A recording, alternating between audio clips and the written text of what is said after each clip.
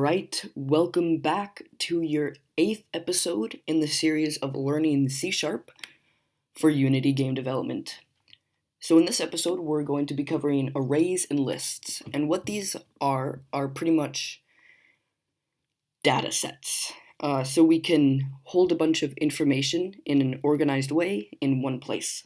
So maybe we have an inventory, and we want to say, okay, in slot 1 of our inventory, we have a knife, and in slot 2, we have a penny, and maybe we got a rat's tail in slot 3. I don't know, you can sell that to some guy for another penny.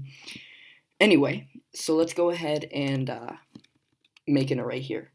So the first thing we have to decide is what kind of array we're going to use. So that is like a Boolean array or a string array or an integer array or something like that. So let's go ahead and make a string array, and let's name it names. Let's just have a list of names here.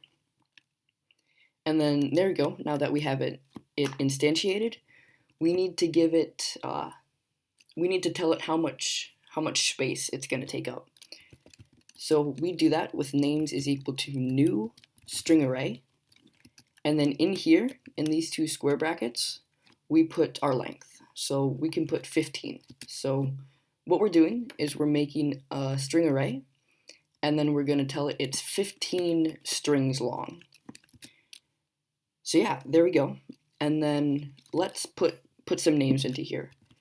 So let's access our first index, and it's important to remember that arrays start at 0. So 0 is our first index.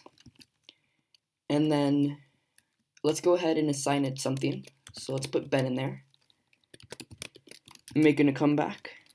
And then we can go to our next one, which is 1.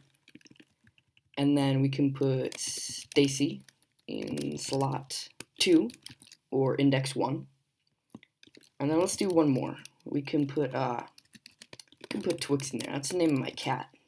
He's on our roster here. And then there we go. So now in the first, second, and third slot of our new array, we have these 3 names. So we can't really do much with them. So let's go ahead and make a for loop.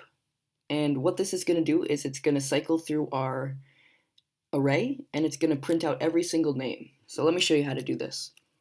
So we start with for int I is equal to 0. And then we do while I is less than our array.length. So remember, our array indices go from 0 to 14, which is 15 numbers in total. So when we're accessing our indexes, we'll want to end on 14 because that's going to be our final index. And then let's just add our increment there. All right, and then what we do is we go ahead and print out our ith index in our names. And we can also print out what index it is, just for good measure. So what this will do is it'll start at 0, and then it will print out the string at that index in names, and then just for good measure, we're going to print out the index as well. And yeah, there we go. Let's go ahead and run that. There it goes. And there it is. So let's go way up here, and we can see, okay, Ben is at 0, Stacy's at 1, and Twix is at 2. And then if you don't assign anything to a certain spot in the array, it's just going to be null. So that's actually kind of neat, because what you can do is you can make a check to see if it's null. So let's put an if statement in here. So we do if this is if our string at this index is equal to null,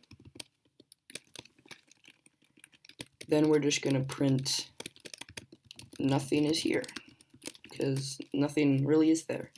And if that's not the case, then we're going to go ahead and print out the name. So we'll do names I. And there we go. So if that slot is empty, then we're going to say that slot's empty. And then if it's not, we're going to print out whatever's in that slot. So let's go ahead and run that. And that didn't work. Okay, I think I know why. This null isn't a string itself. It's a type. So instead of a string, we're just going to do this keyword null. So let's go ahead and try that out. And there it is. So it's going to say nothing is here when that certain index is null or empty. Yeah, so those are index or arrays. Those are arrays. And you want to use arrays when you know how big your array is going to be. So you usually know how big your inventory is, or how big whatever is, and then in that case you will use an array. But if you don't know how much is in there, you want to use a list. So let's go ahead and make a new list, and we do that with the keyword list, and then we make these two things right here, and in between we put our type. So let's go ahead and make a string list, and we can name it names underscore, or just names2, like that.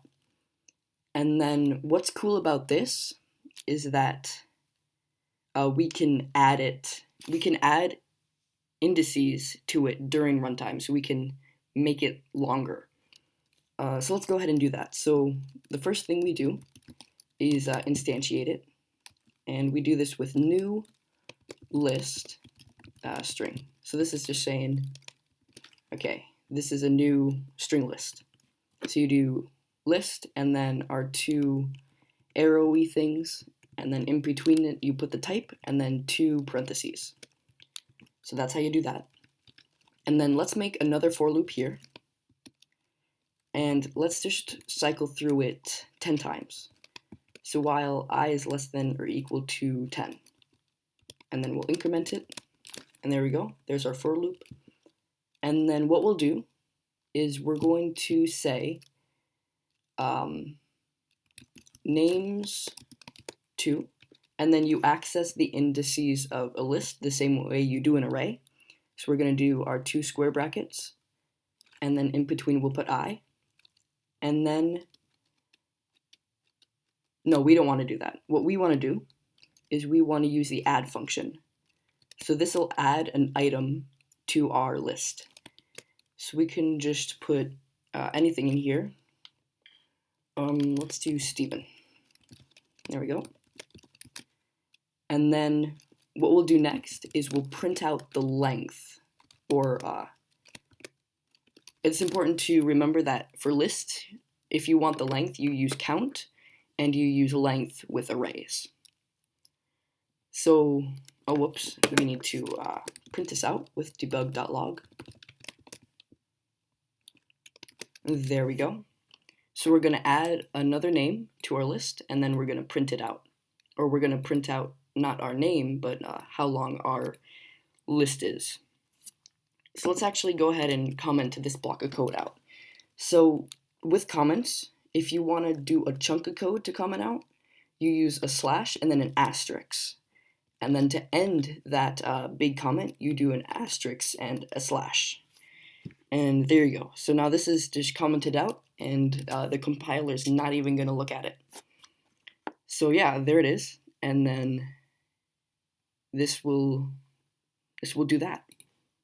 So let's go ahead and restart our program here. And then there we go. So as we can see, the length of our list is going up as we add more indexes to it.